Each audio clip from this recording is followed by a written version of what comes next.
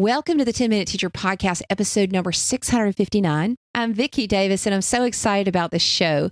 Today, I'm talking about 4 security issues for schools amidst the COVID-19 distance education experience. Now, this is my birthday week, so I've been doing some solo shows and some other shows where I'm talking about some of the most important things going on in education today. So this is an important show, and I think it's very important to take a listen. I want to thank Advancement Courses for sponsoring today's podcast. And I've recently shared 10 professional development courses to improve your online classroom. These 10 important concepts will help you level up your online teaching and learning. So stay tuned at the end of the show to learn more and how you can get 20% off. So kick back and enjoy. Welcome to the 10-Minute Teacher Podcast, hosted by author, educator, speaker, and mom, the Cool Cat teacher, Vicki Davis. Every weekday, Vicki and her guests will help you discover powerful, practical ways to be a more remarkable teacher today.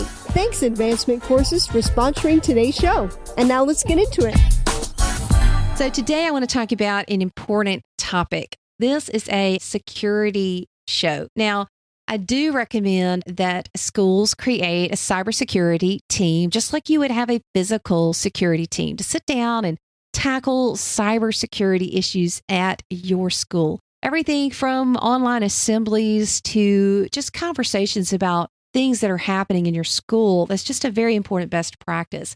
Now, these are 4 things kind of on my radar that I wanted to talk about. Now, first of all, we are going to talk a little bit about Zoom, but also Google privacy, a little bit of Russian and perhaps Chinese interference in our social media, and then also what I think the next phishing attack is going to be. So first of all, there's been a lot of conversation about Zoom bombing. Now, perhaps it may have started innocently enough, kids playing Xbox that didn't really want to go to class and shared those links on public social media. Quote, friends came in and did very obscene things, but there's nothing funny about what happened. There were a lot of racial slurs, hate speech, nudity, pornography, really bad things that have happened when those links got out there publicly. Now, certainly there were some teachers who didn't really have a learning management platform, maybe even shared some of those links on Instagram. Some teachers weren't trained. A lot of different things happened. Now, there's been a really sad side effect. A lot of schools have said, you know what, no video conferencing. We just can't be held responsible for everything. There are kids that are crying over that. I literally know of some kids in the county north of me that their school has done this and the kids are crying because they do want to see their teachers. There is always a way to use technology in the right or in the wrong way. And you don't implement a new technology without helping teachers use that technology, whatever it is. Now, I've talked about before, we tested Zoom, we tested Google Hangouts or Google Meet. We also tested Teams. And for us, Zoom gave us all the features we wanted, and we did have security protocols. Now, I do suggest that you upgrade and get the co-host feature. That way, if you're going to have a large classroom with a lot of people, that you can have a co-host or several co-hosts to help you manage that room. I do recommend turning annotations off, turning share screen off. The chat feature, I would not let it be private unless it's a faculty meeting, but I would let it be host only or for everybody to be able to see it publicly. No reason for the kids to be chatting privately while you're teaching. It's just a distraction. You do want to be able to turn off their screen. So we have our security director audit classrooms, and we want teachers to be able to turn video and audio off quickly.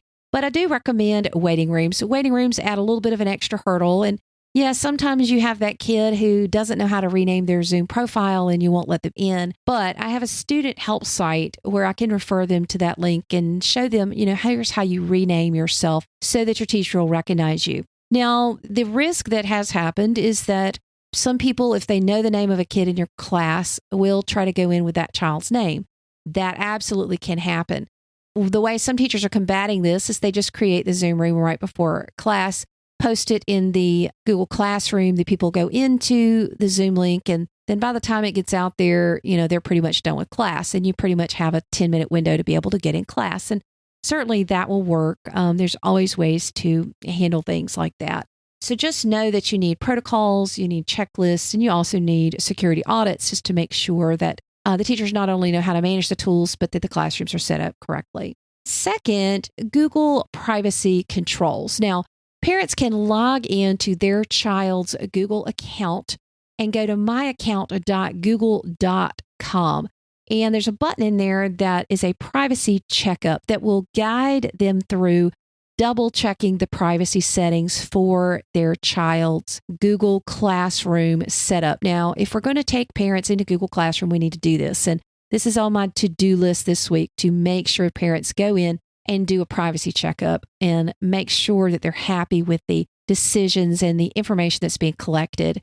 This is just a little extra step that I think is a good idea to do. So parents are informed, doubly informed, besides just having the permission forms that you use. Okay, so number 3 is an interesting one. My friend Beth Cantor shared a protest, I guess, sort of poster that was going around on Facebook. And you could look at the bottom of it. You could see some of the Russian text that was coming through. I haven't really seen anybody break the news, but it definitely looked like some Russian content on that poster. And it was encouraging people to protest on Easter that they didn't want to be in their homes anymore. It does look like perhaps there is some social media meddling happening again.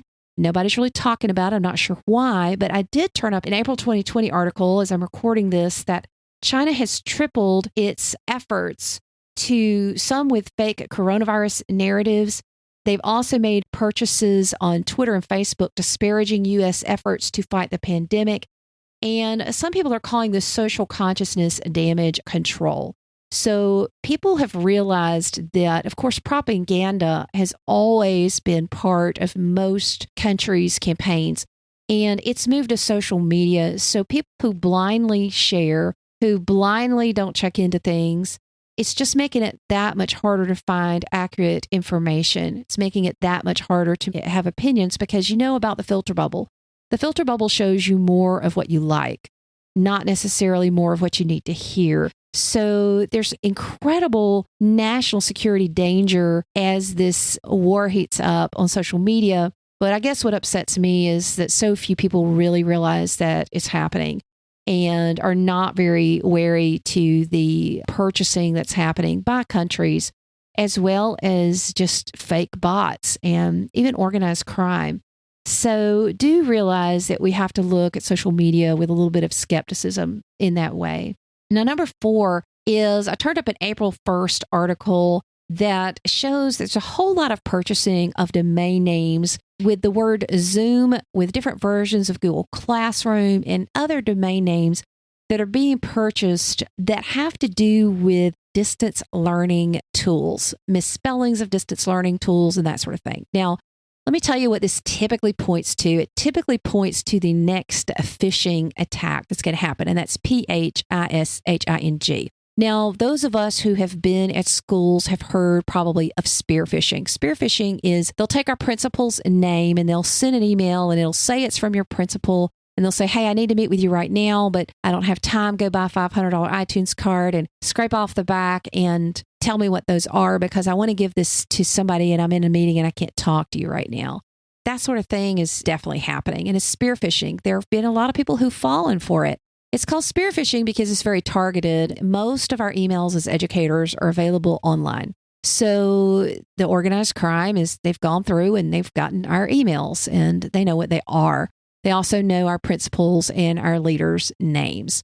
So what happens is they will send a somewhat believable email and ask people to do things. Now, if this is indeed going to be the next spear phishing attack, which it could likely be, your principal could send you an email and say, hey, we need to meet right now. Here's the Zoom link. And it might look like zoom.us, but if you were smart enough to hover your mouse over it, you might be able to see that it is not a Zoom link at all, that it's some sort of malware that could then take over your computer, take your private information, perhaps go into your Google Classroom and post a similar Zoom link. So now other people are having their content taken. You also may recall that the city of Baltimore had their whole network pretty much held hostage because they had a virus in their email system. So viruses, malware, these are all very important things that we need to be careful of. And another phishing attack could be on the way. And it may be, here's my Edpuzzle. It may be, here's my quizzes. It may be, here's my whatever. So these are conversations to go ahead and have. I know what we're doing. We've already had these conversations at my school about how to protect from this. But we do need to know that with all of us online, the organized crime folks out there might think that folks are ripe for the picking here. And, you always risk when you talk about things like this that it's going to put ideas in people's minds, although I doubt many people with organized crime would listen to my podcast. Just can't imagine that, although I guess it could happen. But anyway, these are the 4 pieces that are kind of on my radar. Number 1, have you secured your video conferencing? Do you have your security protocols? Do you have a cybersecurity task force or committee? Are you conducting audits of classrooms and video conferencing? Have you encouraged your parents to check the privacy controls of whatever learning management system or content management system you're using, especially if it's Google? Number 3, are we all considering that social media can become propaganda machine for countries and other places? This is not new. This has been happening, but it's happening even more, and it could make it much harder to recover and get accurate information. And in the end, it's causing political unrest. We know that. And then, of course, number 4, realizing that phishing can and will happen, spear phishing in particular. And just reminding teachers about cybersecurity safety is just very important, as well as students. And hopefully your student emails are protected and you're not posting those online. Typically, the attacks come against teachers. But just to be savvy about this sort of thing. We do live in a new day. It is a difficult time and a challenging time, but it is an important time for us to do an excellent job for our students. They do need us, and I hope some of these tips have helped you. Now, this show wouldn't be possible without today's sponsor, Advancement Courses. They are a #1 resource for educators online learning and offer over 280 graduate level PD courses in 20 different subjects. All of these are self-paced with up to 6 months to complete. So go to advancementcourses.com/coolcat and save 20% by using the code COOL20. That's COOL20. All courses are available for either graduate credit through their CAEP and regionally accredited university partners, or for continuing education hours that meet your state requirements. Also, check out the 10 professional development courses to improve your online learning at coolcatteacher.com/level-up-online. With Advancement Courses, you'll never stop learning. So thanks, Advancement Courses, for sponsoring today's show.